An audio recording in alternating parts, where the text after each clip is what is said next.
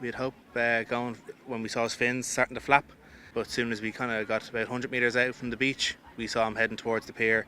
At approximately 10 o'clock this morning, we got a call from the Irish Coast Guard. There was a dolphin which had stranded on Sandymount Strand. It had been there for some time. The Coast Guard were responding, and I understand Dublin Zoo were also responding.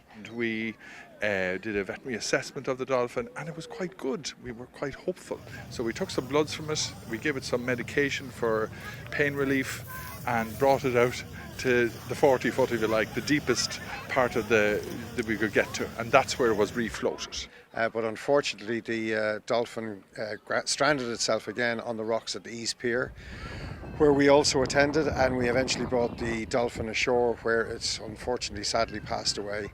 We hope to see what the cause of death was. So, for instance, was it related to echolocation issues? Did it get lost, if you like, in the flat area? Was it related to any disease issues such as parasitism? It's very sad that the dolphin has died, but let me tell you that the information that we gather from that animal will be added to other similar post-mortem information and inform, if you like, tell us more about the marine ecosystem.